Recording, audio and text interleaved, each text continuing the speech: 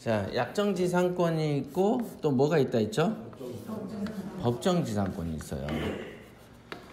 약정은 말 그대로 계약한 거죠. 계약. 그러니까 토지 주인하고 건물 주인이 A와 B가 뭘 한 거다? 계약한 거죠. 그죠? 그러니까 건물 주인이 땅 주인한테 땅세를 얼마 줄 테니 요거를 땅을 빌려 쓰겠습니다 라고 하고, 땅 주인은 그래요 라고 동의를 해줘서 계약서를 쓰죠. 그럼 계약서만 쓰면은 지상권이 되느냐? 계약 다음에 뭘 해야 될까요? 에? 공증? 땡! 등기! 정답. 그래서 등기가 돼야만 지상권 이렇게 표현하는 겁니다. 등기가 안 되면 그냥 임대차죠. 임대차. 땅을 빌려 쓰는 계약서 같은 거. 그러니까 여러분들이 전세권하고 임대차의 특징을 아셔야 돼. 우리가 보면은 임대차 계약서 쓰죠. 아파트 301호를 빌려 쓴다. 그러면 임대차 계약을 씁니다. 그 계약서를 등기를 하면 전세권이 되는 거죠. 또는 임차권 이렇게. 여러분들 가끔 일회독을 하다 보면은 임차권 등기라는 걸 발견하게 될 거예요. 그거나 또는 전세권하고 같은 거야. 근데 우리가 나 전세 1억에 살아 라는 그 전세 1억에 살아 그러니까 전세권 같죠. 전세 1억에 산다니까. 그래서 등기를 떼봤더니 전세권이 안 돼 있어. 그러면은 뭐냐? 그러면 그냥 임대차인 거죠. 근데 우리나라 사람들이 표현이 이제 법률적이지 않고 그냥 우리가 전세 살아 이렇게 표현을 그냥 그렇게 한 거예요. 뭔지 아시겠어요? 전세권도 어디에 있어야 된다? 등기가 있어야 전세권인 거야. 외워놓으세요. 뭐 전세권도 뭐가 있어야 된다? 등기. 등기가 없으면 전세권이다 아니다? 아니다. 자, 지상권이라면은 뭐가 있어야 된다? 등기가 있어야 된다. 등기가 없으면 지상권이 아니다. 이렇게 보시는 거다. 그냥 땅을 빌려 쓰는 거다. 근데 지상권이 되면은 아까도 말했지만은 뭐죠? 최소 30년, 15년, 5년. 맞죠? 이 기간, 굉장히 긴 기간을 확보하려면 지상권 등기를 하는 게 좋겠죠. 등기를 꼭 하는 게 좋습니다. 그런데 옛날에는 이런 게 있었지만 생각해 보세요. 요즘에 지상권을 여러분이 땅 주인이라면 거시겠어요? 안 하지. 30년씩 남한테 왜 빌려줘 이거를. 어떻게 될 줄 알고. 그죠? 뭐 혹시 개발이라도 되면은 나가라 그러면 걔가 자기가 지은 건물 사달라고 해버리는 거죠. 매수 청구해버리면. 땅은 땅세 받을 땐 좋았는데 걔 건물을 쓸데없는 걸 사줄 이유가 없는 거 아니에요. 그죠? 그러니까 이 지상권이라는 건 요즘에 생겨요, 안 생겨요? 안 생겨. 겨우 있어봤자 뭐 인삼밭 시골에 노인이 있어 그 일제 치하에 살다가 해방한 연후에 동네를 안 떠난 영감이 하나 있다고 생각하고, 근데 그 사람이 가지는 어떤 부동산 지식이 없어. 그럴 때 여러분들이 가서 지상권 설정을 할 수는 있겠죠. 모르니까. 하지만 요즘에 우리나라 사람들 다 어느 정도 TV도 알고 인터넷도 접입됐고 스마트폰 안에 다 노인들도 다 스마트폰 들고 다니는 이 정보가 오픈되어 있기 때문에 지상권으로 요즘에 눈탱이를 치기가 쉽지가 않죠. 청학동 들어가도 안 당해. 절대 안 당해. 그러면 이 지상권이란 게 그래서 사실은 쓸데가리가 없는 건데, 이제 옛날에는 왜 있었냐, 이게 정부가 여러분들의 눈을 치기 위해서 만들어진 거죠. 30년씩 딱 고정하려면 뭐가 있을까? 지하철, 송전탑 이런 거잖아. 그거를 갖다가 땅을 빌려 쓴다고 해서 한 3년, 2년 해놓고 이제 10년 됐으니까 철거하세요. 그러면 송전탑 철거하면 어떻게 돼요? 안 되잖아. 국가의 기관 산업들이 되게 많아. 그래서 짜낸 거지. 야, 순돌이들 있잖아. 저기 다 뽕밭이고 애들이니까 저 임야 가지고 있는 애들 눈탱이 치는 제일 좋은 방법은 지상권이라는 걸 개발을 해가지고 땅을 무한정 갖다 쓰는 방법이 있다. 그 전략을 쓴 거지. 그래서 여러분들 가끔 보면은 뭐 존속 기간 무제한 뭐 이런 거 있잖아요. 기간 없음. 그거는 이제 지하철 같은 경우 그렇죠. 여러분들 땅 밑에 수십 미터 밑에 지나다니니까 그걸 갖다가 뭐 지상권 계약 끝났으니까 내 땅 밑에 그 노선을 바꾸세요. 그러면 이게 바꿀 수가 없잖아 이게. 그런 경우 또는 전선이 지나가는 경우. 이제 그런 경우가 있어요. 그러니까 이런 어떤 사유재산에 관한 문제다 이게. 어렵죠? 이게 굉장히 따지고 보면 쉬워. 이런 지상권이라는 게 요즘은 안 생겨요. 그러니까 사실은 사문화됐다라고 볼 수가 있어요. 약정은 안 하니까. 다만 약정이 생긴다면 아까 말한 국가기관과 관련된 거, 그죠? 지하철 뭐 그런 거, 송전탑 이런 거가 있죠. 송전탑 같은 경우 이렇게 생겼죠. 이렇게 산이면은 이렇게 세워가지고 여기 이래가지고 전선이 쫙쫙 연결되죠. 그러면 이제 사실은 이 땅 주인 입장에서는 전선이 쭉 지나가는 만큼 땅세를 받아야 되잖아. 그지? 근데 온몸으로 쓴 건 아니고 공중에 한 구간만 쓰잖아. 이걸 뭐라 그래요? 구분지상권. 지하철도 전체 땅 깊이 중에서 일부만 쓰잖아. 아, 구분 썼구나. 구분지상권. 너무 쉽죠? 이렇게 강의하는 데는 없어요. 제가 또 이게 법을 전공했기 때문에 이게 이렇게 설명하는 놈이 없어. 그냥 용어만 외워서 떠들어. 자, 요런 형태다 이게. 그래서 사실은 지상권에 관해서는 경매 이슈가 잘 안 돼요. 그러면 어떤 경우가 있냐면 아까 말한 뭔 지상권? 법정 지상권이 있어요. 그러니까 법정 지상권은 법으로 정한다 이거죠. 법으로 정한다는 거니까 어떤 상황이 오면 이거를 이름하여 지상권, 법정 지상권이라고 한다는 거죠. 어떤 현상이 생기면. 오케이? 네. 자, 우리가 하늘에서 물이 막 떨어져. 우리가 그걸 표현을 뭐라고 합니까? 비 온다라고 하잖아. 그죠? 그런 것처럼 어떤 현상이 딱 있으면 이거 법정 지상권이네 라고 얘기하는 것이다. 자, 어떤 경우가 생기냐면 땅 주인도 A예요. 건물 주인도 A예요. 처음에 이거부터 시작해. 처음에는 온전하게 A였어. 한 사람 거에 따른 거죠. 그때 어떤 사고가 생겨요? 어떤 사고일까요? 경매.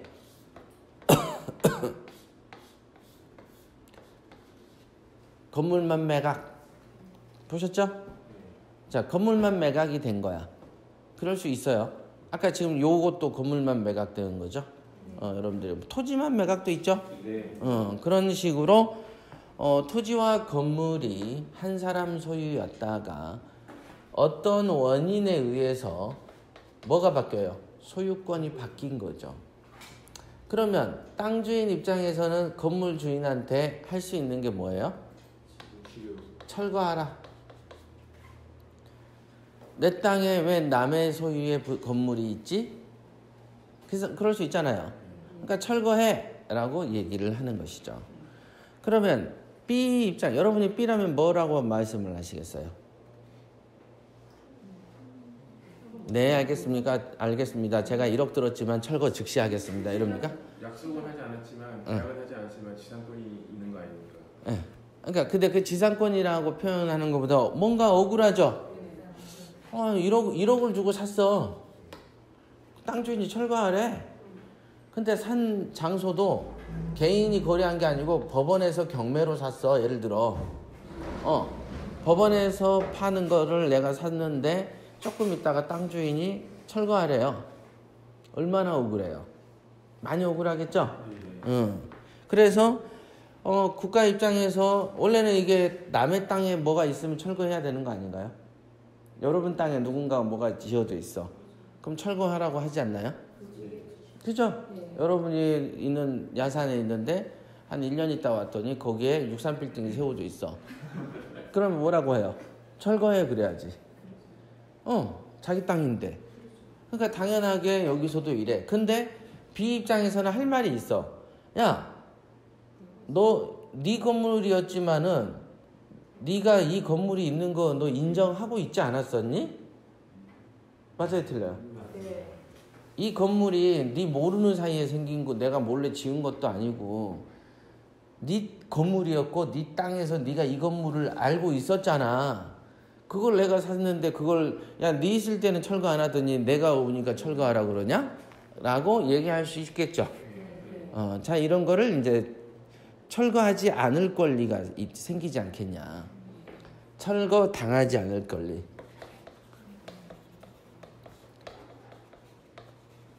그거를 뭐라 하냐면 그 이름을 야, 철거당하지 않을 권리가 있지 않나요? 라고 막 떠들고 다니다 보니까 국가가 맞아. 철거당하지 않을 권리를 하늘에서 물이 떨어진 걸 비 온다고 표현하듯이 땅 주인이 철거하라고 해도 철거 안 당할 권리가 있다. 근데 그 철거 안 당할 권리를 말을 갖다가 법에다가 철거 안 당할 권리 있는 여부를 본인이 조사하세요. 이러면 격떨어지잖아. 그래서 법정지상권 여부를 확인하세요. 쉽죠? 이렇게 하는 거야. 근데 아직 안 끝났어. 이제 시작이야. 네. 그래서 이런 법정지상권 같은 경우에 이름이 되게 이제 조금 여러분들은 생소하잖아요. 근데 어떤 현상, 아까 말한 대로 하늘에서 물이 떨어지는 거 이거 뭐지?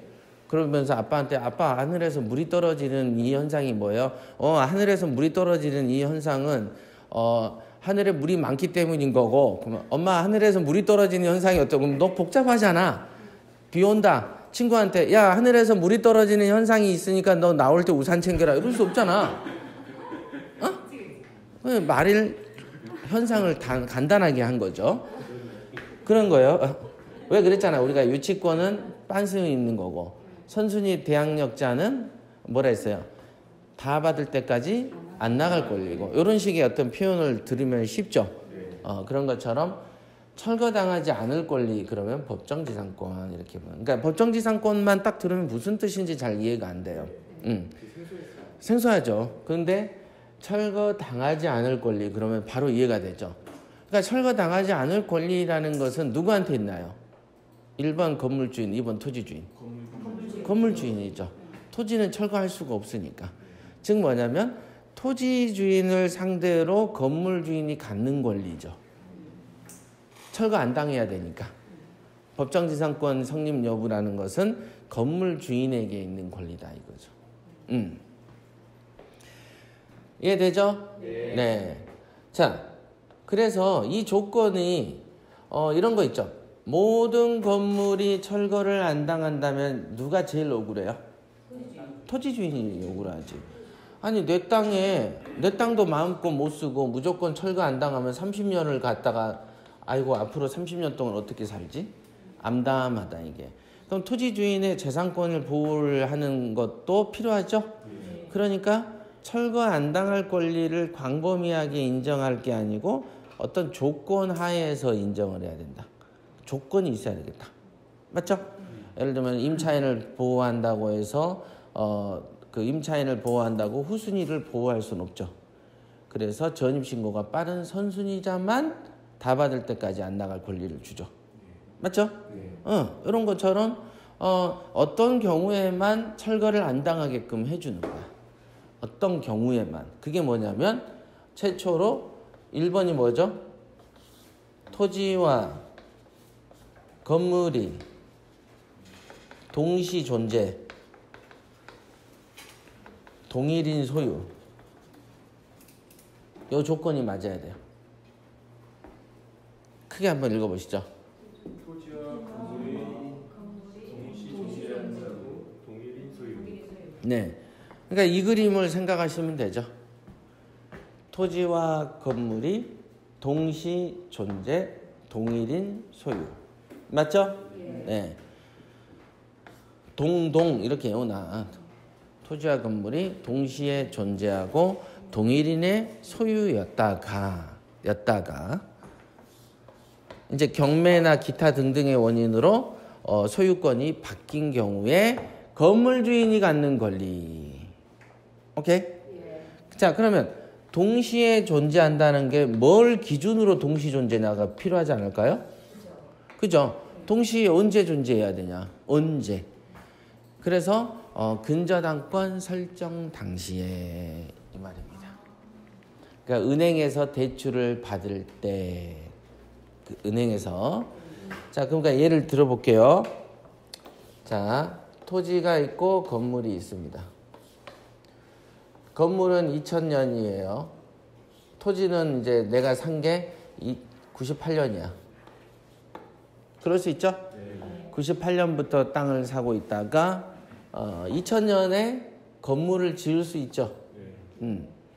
그런데 일본 경우를 생각해 볼까요? 98년에 내가 땅을 샀을 때 그때 은행에서 돈을 좀 빌렸어. 국민은행. 그냥 은행이라고 하자. 요즘 국민은행 싫어졌으니까. 은행 그래야지. 은행 이렇게 얘기를 하면 많이 싫어졌어요. 자, 요즘에는 하나은행하고만 거래를 합니다. 자, 98년에 토지가 있었는데 은행에서 돈을 빌렸네. 그러면 빌렸다는 건 뭐를 설정했다는 거야? 근저당을 설정했다는 거죠. 그 다음에 2000년에 집을 지은 거야. 98년에 이미 근저당이 있는 거죠. 어? 자, 그러면 토지와 건물이 근저당권 설정 당시에 동시 존재했나요? 아니죠. 98년에는 여러분들은 요것만 보면 깨끗한데 여러분들이 입찰할 때 요 장면을 보기 때문에 혼동이 되는 거지. 아예 이렇게 건물이 없을 때만 보면 확실해 하는데 낙찰 받을 때 보면은 막 집도 지어져 있고 막 헷갈리잖아. 등기가 있고 뭔가 헷갈려. 그래서 가만히 봤더니 토지의 근저당이 98년에 걸려 있고 집은 2000년에 지었어. 토지와 건물이 동시 존재한 게 아니다. 설정 당시에.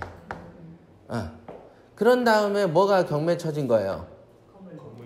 건물이 어떻게 경매 쳐져? 근저당권자가 경매 치잖아.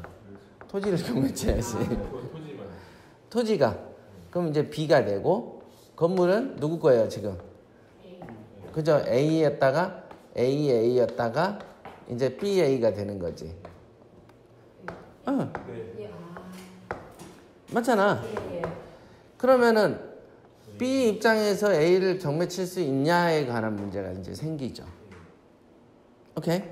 자, 그러니까 분명히 저기에 보면은 토지와 건물이 동시 존재해야 돼. 동일인 소유여야만 철거를 안 당해. 맞죠?